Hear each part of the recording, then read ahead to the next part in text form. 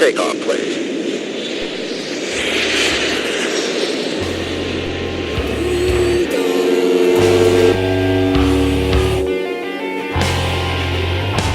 It's the Shipping Pod.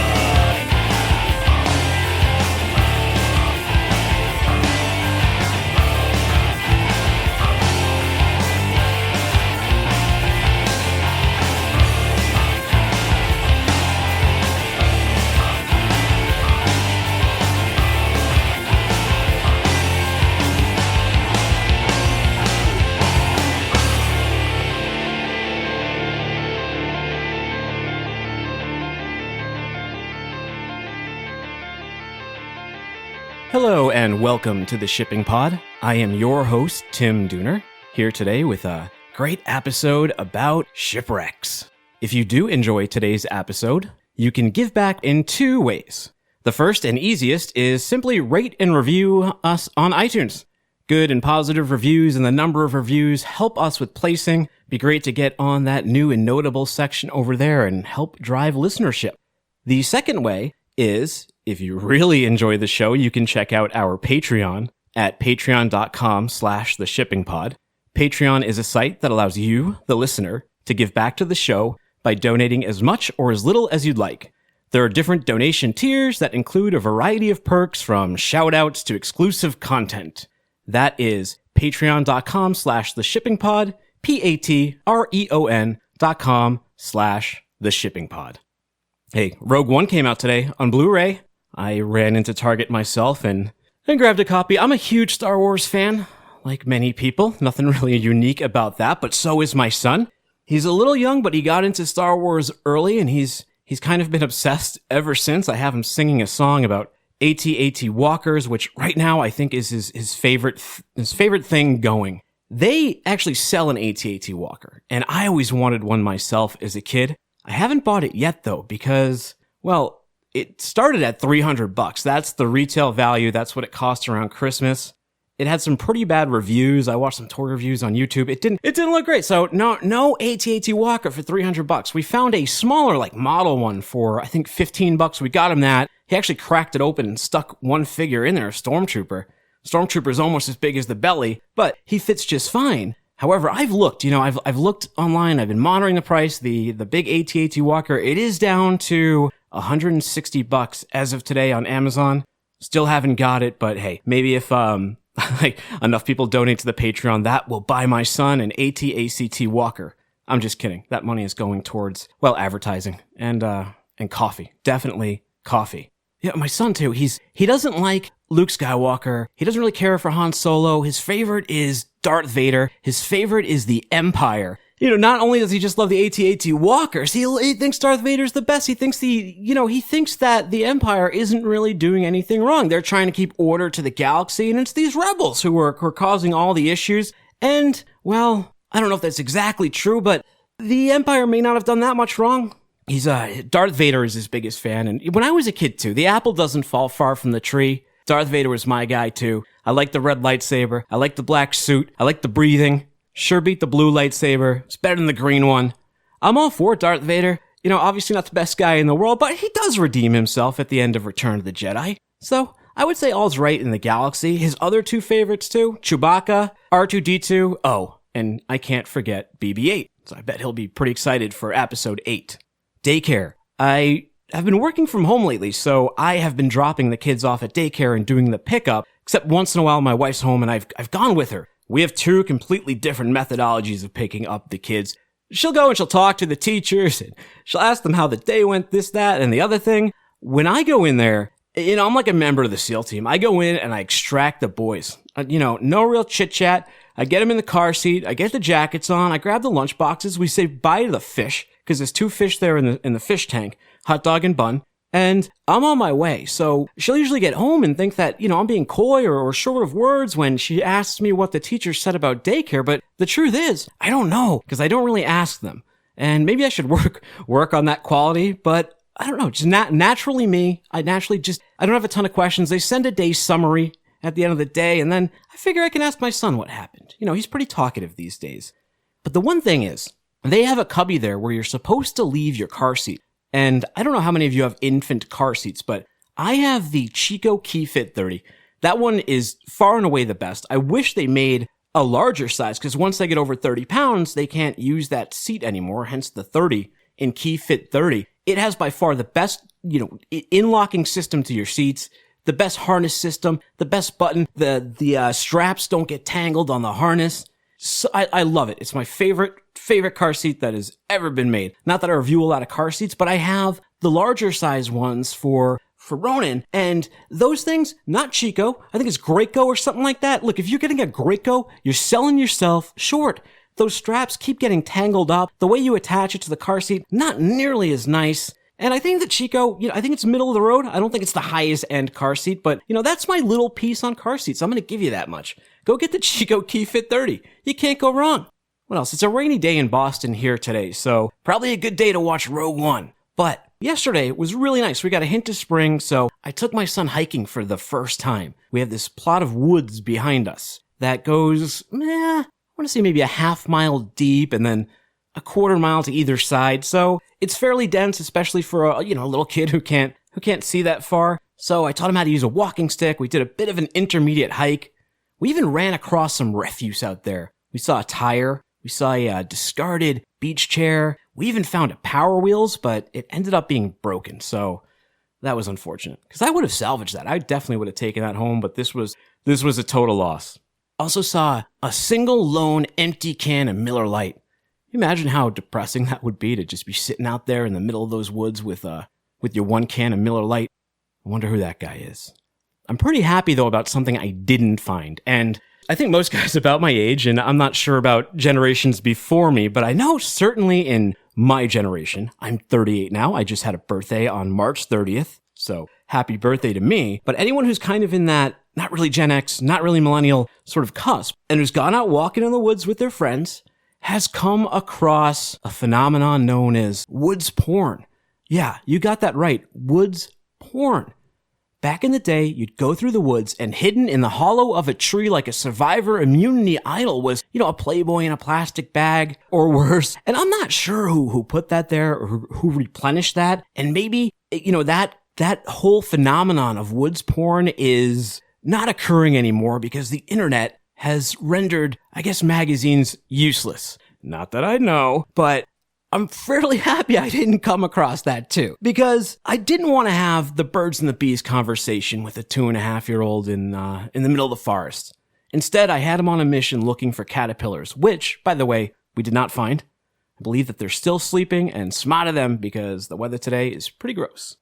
Next week's show is going to be a day late because I am going to be interviewing someone and they're not available till Wednesday. So I'm recording the show on Wednesday. I'll edit it up and have it out on Thursday. It is with someone I've mentioned several times here, a wonderful young lady who is a Shark Tank deal maker, an inventor, an entrepreneur, and most importantly of all, a nurse.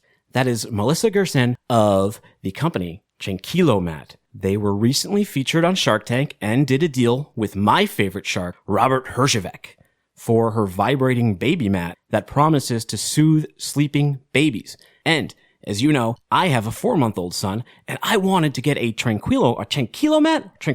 I will get that hashed out with her what the exact pronunciation is. However, I went on her site to buy one a couple months ago, and they're sold out. So I was just speaking with her. She's been in China because the Shark Tank effect happened. People started buying these mats left and right. It's one of the best infomercials out there. The modern infomercial. Shark Tank, all sold out. So I couldn't get one. She's in China figuring out sourcing strategies to get these things back on the market so you listeners can purchase them, and anybody else who wants this fantastic mat can get it. So she will be with me on Wednesday. That'll be out on Thursday. We're going to talk all about how she came up with the product, what it's like sourcing the product, dealing with a situation like being on Shark Tank and having your inventory blown out the doors, the fine line as a small business you have to walk in knowing how much supply to keep on hand and when to put your orders out, and what she's learned through this process running a startup. I think it's going to be a great show. I'm super psyched. Today's topic is shipwrecks. We were doing insurance last week, well, a bit of it, because my dad, Jerry Dooner, who worked for Roanoke that I interviewed, he had touched on some of these things like general average ship losses, but we didn't actually get into any ships actually going down or anything such as that, and he didn't really have many claims with ships sinking, so the topic didn't really present itself. But this week, I thought in following with insurance, because one of the reasons you get insurance is to prevent these sort of happenings, these shipwrecks, I'd go into it and I'd cover a couple of these. But first, some facts. According to the World Shipping Council, 1,679 containers were lost each year between 2008 and 2013. Annual losses are increasing as 2,683 containers were lost on average per year between 2011 and 2013. Two big reasons for the uptick were the 2013 sinking of the MOL Comfort in the Indian Ocean and the 2011 grounding of the MV Rena in New Zealand. The MOL Comfort lost 4,293 containers, while the Rena lost 900. Major catastrophes skew the average. If we ignore major catastrophes from 2008 to 2010, 675 containers were lost per year. Well, from 2011 to 2013, 733 containers, again, lost per year, so there is a bit of an uptick, not nearly as huge when we remove the catastrophic events. So things to consider. In 2013, 120 million containers were shipped worldwide. So this is a very small percentage of containers lost and of catastrophic events happening with ships. But when those events do happen, we see huge shifts in the numbers for very obvious reasons. Containers lost at sea pose a risk, not just to importers, but to life at sea as well. Pardon me, one of the wonders of working at home is I have an assistant here called a Roomba, and that likes to, I guess, is scheduled to go off at 1 o'clock, so that's what time I'm recording here. So a little bit of, the home life here. You can peek behind the curtain. The Roomba was going, and by the way, I won that Roomba at the Foreign Commerce Club Christmas party. So if you go to a Foreign Commerce Club Christmas party, win a raffle. I'm telling you, it's not staged. Buy a raffle ticket. You might win a raffle. Did I say win a raffle? Well, you just may. I've had good luck with them. You may too. I'll rub some of that luck your way. So let's get back to what we were talking about here, though. Containers lost at sea pose a risk, not just to importers, but to life at sea as well. As contaminants enter the ecosystem and containers drop to the ocean floor, they can drastically change the environment around them. Additionally, vessels may collide with lost containers, and you'd be surprised to know how long some of these containers can stay above water, especially insulated reefer containers. A 20 has been said to be able to stay afloat for 2 months, while a 40 over 5 months. So these are hard to see when they're going up and down between swells. Vessels can hit them, can take damage, smaller boats can hit them. When these containers are lost to sea, they're not always easy to recover. In fact, researchers from Monterey Bay Aquarium have been studying a sunken container for over 10 years. It was one of 24 containers lost from the vessel Med Taipei in 2004. And in fact, the shipping company paid a $3.25 million settlement to the NOAA as the containers were actually lost in a natural sanctuary. Well, part of that money was used to fund the study. This particular container actually became its own natural reef, as it housed snails, tube worms, barnacles, and scallops. However, sponges and coral could not grow on it. It's speculated that the anti-corrosive coating on the box may prevent them from colonizing. And, much like a sunken ship in a fish tank, the shipping container also becomes a hiding spot for fish and a hunting spot for predators. But this isn't the only time a shipping container or a lost shipment has been used in a study. There is the story of the rubber ducks. In 1992, a shipping container holding 28,000 plastic bat toys fell overboard on its way from Hong Kong to the US. 25 years later, these rubber ducks are still floating around in the world's ocean and washing ashore, landing in Hawaii, Alaska, South America, Australia, the Pacific Northwest, Scotland, Newfoundland, and even frozen in Arctic ice. Known as the friendly floaties by followers who track their progress, some 2,000 duckies still circulate in the vortex of currents that stretch between Japan, Southeast Alaska, Kodiak, and the Aleutian Islands. The duckies have not only been invaluable to scientists in regards to ocean movement, but they've also helped identify at least 11 different gyres, which are systems of currents that end up with tons of plastic ocean debris swirling around in them. So all the plastic that's lost at sea, plastic bags, even things like cigarette butts, end up in these big swirling gyres filled with, well, these ducks, of course, but many other things. And it's just fascinating to think about how long this study has gone on with the duckies, how long they're still out there. And there's a map online where you can actually see the expansive flow and the journey that these ducks have taken. And as far as I know, there's plenty of them still out there. Like I said, there's at least 2,000. So if you see one of these duckies, it could be from the Med Taipei. There's also bogus duckies out there too, as some of the devoted followers had learned and had read about, but that's a story for another day. So let's get into some of these shipwrecks. The first one we're going to talk about here is the Hyundai Fortune. On March 21st, 2006, the Hyundai Fortune was en route to Europe from China and sailing through the Gulf of Aden. In the early afternoon, the ship was rocked to its core by an explosion of unknown origin. The blast jettisoned container and debris, forming a minefield of shrapnel and containers 5 miles wide. The fire spread through the rear of the boat and up the deck, where it had the misfortune of igniting another 7 containers filled with fireworks. As the crew failed in all of their efforts to contain the blaze, all 23 crew members were forced to abandon ship. Fortunately, they were all rescued by a Dutch frigate that was in the area. General average was declared, and at least 1/3 of the containers on board were either blown out to sea, exploded, or were incinerated, including every container aft of the superstructure. Additionally, the ship lost all of its power, so the reefer containers on board, no matter where they were, spoiled. An estimated 10% of the goods were not insured, and losses and damages exceeded $800 million. The initial cause of the blast was a container filled with petroleum-based cleaning fluids loaded near the engine room. The shipper of the goods failed to notify the line that these were hazardous goods. And if you check out our Instagram, which is instagram.com/theshippingpod, I actually have a picture up of this vessel on fire and the fireball and the smoke, and you can see the containers on fire. It's absolutely amazing. The pictures are stunning. There's even more online if you Google it. I recommend taking a look at this one. It's really, unfortunately, no life was lost on this vessel. This also brings up a great point. If you have hazardous goods, don't try and shirk your responsibility of paying the extra handling costs. Please let the steamship line know that these are hazardous goods so they don't blow an entire ship up. It's not going to do anyone any good. You're not going to get your cargo if the ship blows up. Everyone else isn't going to get their cargo in due time. You might cost lives. You're going to affect the sea, especially with things like SOLAS out now, which is the Safety of Life at Sea Act. Come on. Weigh your containers properly. Declare hazmat if it's hazmat. We don't want these issues to happen. But you know what? Surprisingly, the vessel itself was not a total loss, and it still sails to this day as the aptly titled MSC Fortunate. Our next vessel is the Sea Witch. The Sea Witch, a 928 TEU container ship, made her way from Howland Hook Marine Terminal on Staten Island out to sea. Her crew of 34 made its voyage through New York Harbor and past the Staten Island Ferry Terminal. As the ship entered the Narrows, it increased its speed to 13.4 knots, which was just under the max permitted harbor speed of 14 knots. However, an ebb tide increased the vessel's speed to over 15 knots.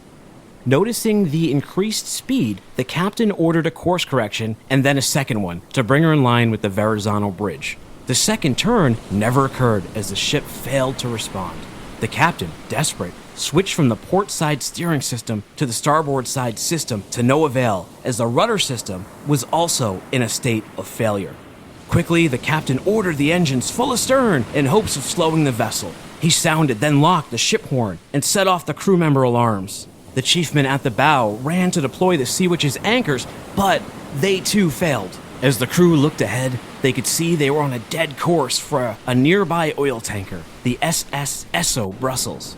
Less than 5 minutes after the ship's loss of steering, it was only a ship's length from the Esso and still at a clip of 13 knots, despite the engines in full reverse. The captain ordered all men off the bow and to the far rear of the superstructure as they had 2 minutes to impact. Aboard the SS Esso Brussels, they had even less time to brace for impact as the heavily reinforced bow of the Sea Witch tore right into her. Oil soon sprayed on board both ships, igniting as electronics spit sparks like crude sparklers. The oil caused an inferno so towering, it burned the underside of the Verrazano Bridge 228 feet above it. The crew of the Sea Witch tried desperately to lower their lifeboats, but the heat overwhelmed them. A container filled with aerosol cans burst from the heat, tearing through one crew member. They retreated to the aft of the superstructure.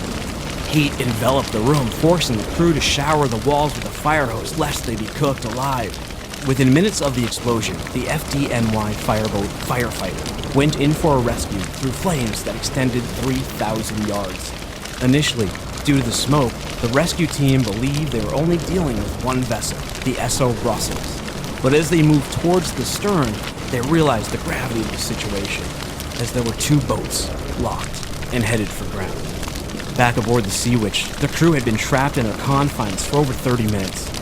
Dozens of explosions rocked the walls and shook the bulkheads. Knowing his men would be doomed by inaction, the ship's captain covered himself in a wet blanket and sprinted into the flames. He headed to the stern and signaled the rescue ship with a flashlight. The quick-thinking firemen cut through the flaming waves and rigged a series of ladders up the Sea Witch. In all, 3 men died aboard the Sea Witch, 2 crew and the captain, who fell to a heart attack during the rescue. Additionally, the SO Brussels lost her captain and 12 of her crew of 36.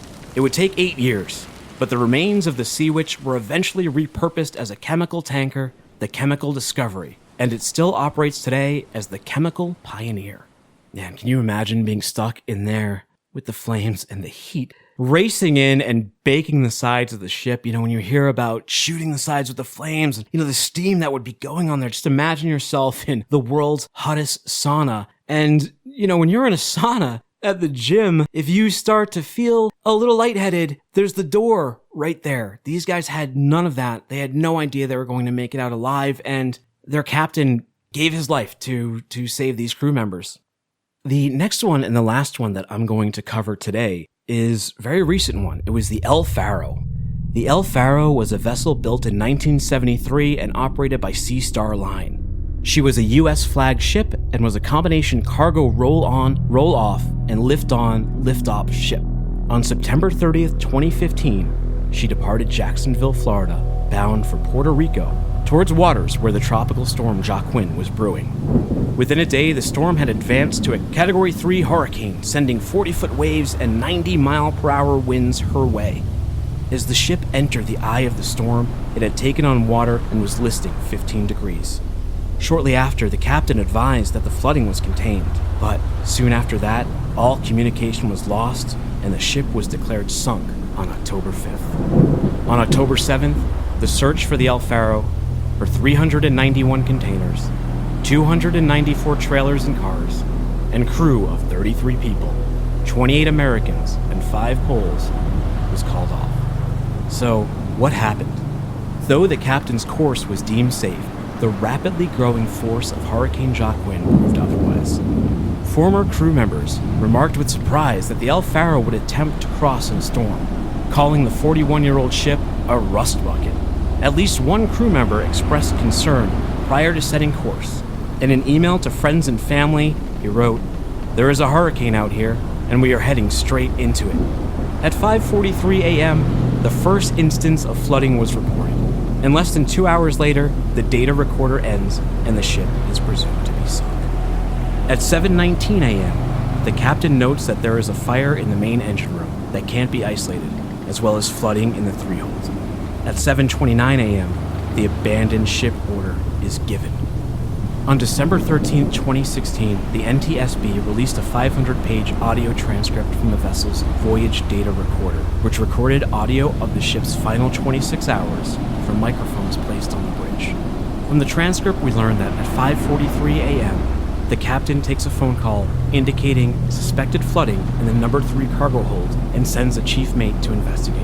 At 6:13 a.m., the ship loses steam propulsion. And during this, the crew knew they were going into a storm, but you can hear some of them remarking that this isn't any worse than the seas in Alaska, and there seems to be a bit of excitement before the concern really starts to ratchet up. And as we head into 7 o'clock, that's when the emergency really begins. The captain notes that the crew is safe now. Right now, we're trying to save the ship, but all available hands. We are 48 miles east of San Salvador. We are taking every measure to take the list off. By that, I mean pump out that hold the best we can, but we are not gaining ground at this time. Here he seems to be answering a question about the list, but he says, right now it's a little hard to tell because all the wind is on that side too. so we got a good wind chill going, but it is not getting better. Shortly after, he notes that he's going to stay with the ship. No one's panicking. Everyone's been made aware. At 7:10 a.m., they note that the ship is listing at 10 to 15 degrees. At 7:15, the chief mate returns to the bridge. Chief mate, I think the water level's rising, Captain. Captain, okay, do you know when it's coming from? Chief mate, at first the chief said something hit the fire main. Got it ruptured hard. Captain, there's no way to secure that? Chief mate, we don't know if they still have any pressure on the fire main or not. Don't know where C, between the C-section and the hull or what. But anything I say is a guess. At 7:24, we still got reserve buoyancy and stability. At 7:27 a.m., the captain instructs the second mate to ring the general alarm and wake up the crew. At 7:29 a.m., the captain gives the orders to abandon ship, saying, "Bow is down! Bow is down!" At 7:31 a.m., the captain yells over the UHF radio for the chief mate to get into your rafts! Throw all the rafts into the water! Everybody get off! Get off the ship! Stay together! From 7:32 a.m. on, the captain is heard trying to help a panicked helmsman off the bridge with alarms ringing throughout. The captain repeatedly tells the AB not to panic. Work your way up here! You're okay! Come on! I'm not leaving you! Let's go! I need a ladder! A line! The AB exclaims, I need someone to help me! At 7:39 a.m., the VDR recording ends with the captain and the AB still on the bridge. And this tragedy, as it was an American ship, touched many, many communities. It also touched locally, as well as we lost 2 local crewmen who were on that ship. 42-year-old Jeffrey Mathias of Kingston, Mass., and 33-year-old Keith Griffin of Winthrop, Mass. Rest in peace, gentlemen. That's one of the worst tragedies that's happened in quite some time, especially to an American flagship. Many of you may remember it from the news. There was no recovery of bodies. It was a total loss, and the ship and her crew were not saved. So that's it for a few shipwrecks. I think I'm going to add in, some more as weeks go on to keep things interesting and to keep it fired, but there's only so much ship sinking and tragedy one can handle. I've also got some news to run through. We got a quick Dateline, Trump date. Yep, it's true. Donald Trump's administration is softening their stance on NAFTA and may only be making minor changes to the agreement President Trump once called the single worst trade agreement ever approved in this country. I could have done a Donald Trump impression there, but mine is it's just not on point. I got to work on that. But hey, from completely tearing it up or completely tearing up the Mexican side to only minor changes on some products, I don't know, seems interesting, some softening. Maybe because he saw the losses on the healthcare bill, he realized you may not be able to be as aggressive when trying to change or alter agreements or policies. Could be a reason here. Maybe there was some value in the meetings and maybe Trump was listening. Don't know. But it looks like NAFTA is going to stay in place with only minor changes unless something goes horribly awry between, I guess, today and whenever they get down to signing this. Little more Trump news. Trump is meeting with China's president on Thursday down in Mar-a-Lago. Trump, who accused China of raping the U.S. economy and killing American jobs, will discuss the One China policy and will work towards creating a framework for trade moving forward. Well, there's been a lot of talk about currency manipulation and our trade agreements being unfair. So Trump's most aggressive stance has been with China. It's gone almost as far as calling it declaring a trade war. But as we've seen with NAFTA, perhaps when they meet, cooler heads will prevail, and the two can work towards a trade agreement that makes sense. We'll know more about that next week because the meeting, it's Thursday and Friday. If some news leaks out, I guess we'll know. Any of you been to Mar-a-Lago, by the way? It's like, I guess it was 100,000 to join. And I don't know if this is true or not, but someone said right as Trump was becoming president, and I hate to cite as, someone said, but it was a news show. Could have been fake news. I don't know. But they said that he raised the price at Mar-a-Lago from 100,000 to 200,000. And I believe that's a year. So I don't know. I guess people who want to, hobnob with dignitaries, they can pay that steep price straight to our president. Seems, I don't know about that. That seems a little shady, don't you think? Guess we'll find out about that one. I heard too, the Secret Service, I guess they have to spend $13,000 to $18,000 just on golf carts every time they come there. And my question is, they're renting the golf carts from Trump, right? Because he owns Mar-a-Lago. So is he cutting them a discount, or is he jacking the price up there to rent these golf carts with our money? Not that that's even close to the expenses that Mar-a-Lago cost the U.S. taxpayer. However, I'm just curious on the golf carts. Or maybe the Secret Service, could they buy like a fleet of golf carts and just keep them there so we don't have to rent them each time? This dude's going to be here for like 4 years. Might be a good idea, right? I guess you could always take the Trump fleet of golf carts up with you to Camp David when we get a president in there who is happy enough using the space already provided by the taxpayers to him. All right. I'm not going to rip on Trump too much, but I don't care what side you're on. Mar-a-Lago, totally ridiculous, right? Totally ridiculous. Can we agree on that? Is it a completely bipartisan thing? Because I got to tell you, I'm kind of in the middle of this. Although, Trump has a lot of things that I'm against, a lot of policies. But, compared to my Facebook feed, I barely criticize this guy. I think I play him with kid gloves, actually, and especially on the air. Well, that's enough on Trump. The new shipping alliances are upon us as of April 1st. However, sources say the transition has been less than smooth. An insider said to GC Captain, "Many schedules still published are incorrect, as many vessels have been taken out of service. This upholds the demand for space and in tune the recent rate stabilization." The new alliances form under a cloud of suspicion as the DOJ continues to investigate the major steamship lines for price fixing. There is no real news on that. No reports have come out that I'm aware of. Maybe there's some internal ones, but I believe that investigation is still ongoing. There has not been a resolution. The new alliances are The Alliance, which is NYK Group, MOL, K-Line, Hapag Lloyd, and former host Ryan Dooley's Yang Ming. They hold 16% of the global container capacity. The second alliance is the 2M, which is just two lines. It's Maersk Line and MSC. They hold 29.5% of global capacity. And the third and final alliance is the Ocean Alliance. CMA CGM, COSCO, OOCL, and Evergreen Line. Those boys have 26% of the global trade capacity. That's it for the news today. Abbreviated episode, I guess. We're going to have some more news coming up as the show progresses forward. We're going to be doing a show on, alternative food services and how they play into the supply chain. There is a great company out in California that claims to have made something called the Impossible Burger. And the Impossible Burger is a plant-based burger that, according to them, bleeds. And according to Predator, if it bleeds, it dies.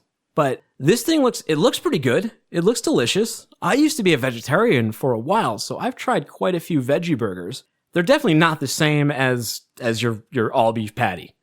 But you have to think of them a bit differently. Sort of like when you eat a McDonald's burger. If you eat a McDonald's burger and think of it like a real ground chuck burger, you're not going to have a good time. A McDonald's burger is its own food, and you have to just think of it as McDonald's. Sort of same thing with a veggie burger. Don't eat one thinking, I am eating a burger right now. Think one, hey, I'm eating a veggie burger right now. I'm losing some weight. But this burger says it's going to change that, because now I guess you can eat this burger. You can save cows and save water and save all of that, all those things that hurt the environment, and potentially be healthy as well. I'm excited. I want to try one real bad. There's plenty of other alternative food sources too. There's a company right now that is making tortilla chips out of crickets. Sound good? I don't know. And actually, I believe that company is Boston-based as well, a startup here.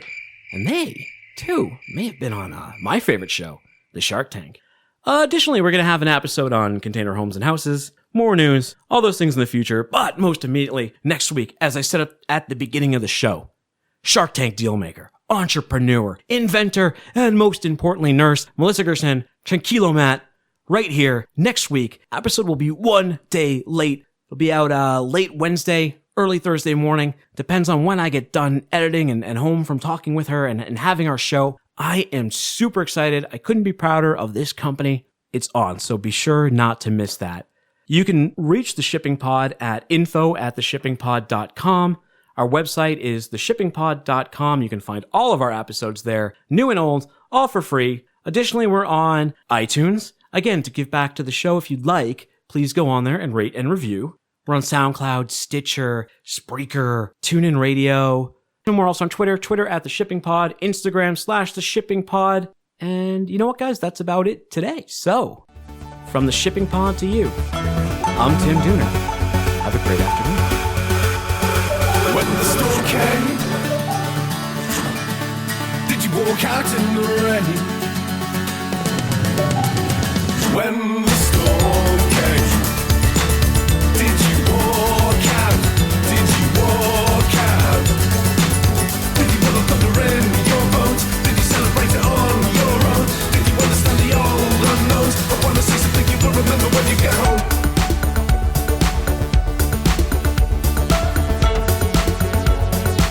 I wanna say something you will remember when you get home.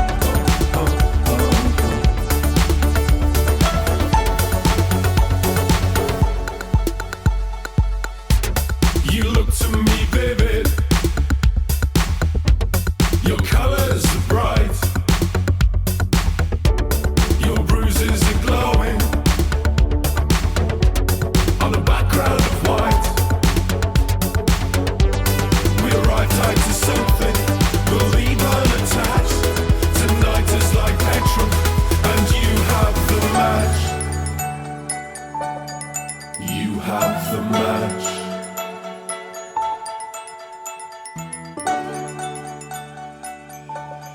You have the match.